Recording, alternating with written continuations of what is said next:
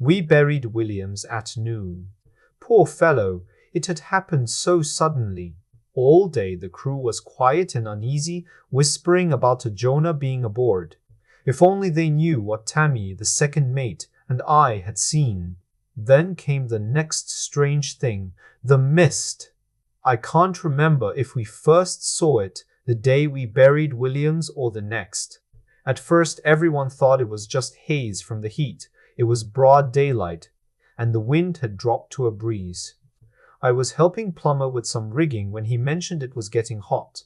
Then he said it looked hazy, and I noticed it too, a strange shimmer in the air, like heat waves over an engine funnel. A minute later we realized the whole horizon had vanished in a thin mist. Plummer and I were both puzzled. Then, just as suddenly, the mist vanished and the sea was clear again. I had a strange feeling that something wasn't right, and though I tried to dismiss it, I couldn't shake the sense that something had changed. I noticed later that ships which had been visible before were now gone.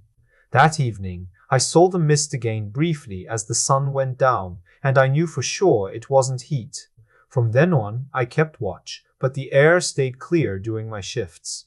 A man from the mate's watch said it came and went while he was at the wheel. He thought it was the heat, but I said nothing. Even Tammy dismissed it as sunlight drawing up water. Then, the next day, something happened that confirmed my suspicion. It was just past 5 bells in the forenoon watch. I was on the wheel alone. The second mate was on the main deck. I got thirsty, so I chewed some tobacco and walked aft to spit over the rail. That's when I saw it, a full-rigged ship just a few hundred yards away, her sails flapping in the light breeze. She was barely moving and flying signal flags. I was shocked. She must have been visible for hours, so why hadn't I seen her before? Suddenly, as I stood there staring, the wheel behind me spun quickly. Instinctively, I grabbed it to stop the steering gear from jamming. Then I turned to look at the ship again, but to my shock, it was gone. The sea was calm and empty all the way to the horizon. I blinked, brushed the hair from my forehead, and stared again. Nothing, just a faint shimmer in the air and the blank ocean. I wondered if the ship had sunk, but there was no wreckage, not even a crate or a plank. That couldn't be it. Then another thought came. What if the ship hadn't been real? What if I'd imagined it? It made some sense, because surely others would have seen it long before I did. But just as I leaned into that idea, my memory of her returned, every detail vivid, the way she moved with the sea, the flapping sails, the signal flags. No, she had to be real.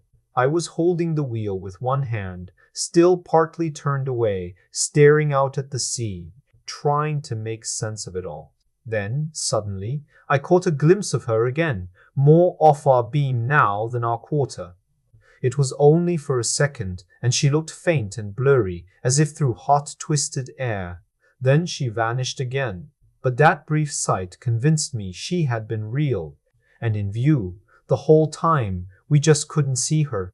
That shimmering air reminded me of the same strange waviness before the mist first came. And I realized the strangeness wasn't in the other ship. It was around our ship.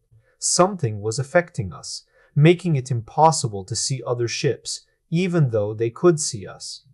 The signal flags proved that.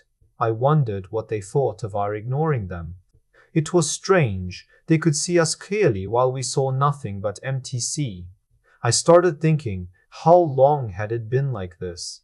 I remembered seeing several ships on the morning the mist first appeared, but none since. That was odd, since some were going the same way we were. In the same light wind, they should have stayed in view. It made me realize that the mist must have started this blindness, and that it might have lasted nearly 3 days. Then I remembered that last glimpse of the ship, and I got the eerie idea that I had seen her from another dimension. The thought felt so strangely accurate that I believed it, at least for a while. It fit perfectly with the strange half-formed ideas I'd had since seeing that ship. Suddenly, the sails rustled and rattled, and I heard the skipper behind me shout, "Where the devil have you got her to, Jessup?" I turned to the wheel. "I don't know, sir," I stammered. I had forgotten I was even at the helm. "Don't know," he roared. "Starboard your helm, you fool." I was still in a daze. For about half a minute, I only vaguely noticed the captain shouting at me. The confusion slowly passed, and I realized I was staring blankly at the compass without even knowing it. But now the ship was turning back to her course. Who knows how far off she had gone? With that, I suddenly remembered the ship I had seen. The last time she appeared, she was on our beam, not our quarter. Now it made sense. The change in her position had simply been due to us changing course without me realizing it. It's strange how all these thoughts flashed through my mind and held my attention, even just for a moment, while the skipper was shouting at me. I think I barely noticed he was still yelling. The next thing I remember, he was shaking my arm.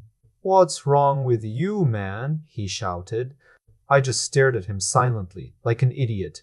I couldn't find the words to speak clearly. "Are you crazy?" he kept shouting. "Have you lost your mind? Do you have sunstroke? Speak up, you fool." I tried to say something, but the words wouldn't come out clearly. I stammered and stopped, feeling stupid. I was okay really, but I was so confused by what I had just realized. It felt like I had come back from far away. "You're mad," he said again, repeating it many times, as if that was the only way to explain what he thought of me. Then he let go of my arm and stepped back a few steps.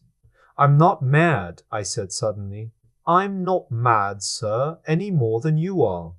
"Then why don't you answer me?" he shouted angrily. "What's wrong with you? What have you done with the ship? Answer me now." "I was looking at that ship on the starboard quarter, sir," I blurted out. "She was signaling." "What?" He cut me off, not believing me. "There's no ship? What are you trying to do, fool me?" "There is, sir," I said, pointing out. "Hold your tongue," he said angrily. "Don't talk nonsense to me. Do you think I'm blind?" "I saw it, sir," I insisted. "Don't talk back," he snapped, losing his temper. "I won't allow it." Then suddenly he stopped talking. He stepped toward me and stared hard into my face. I think he thought I was a bit crazy.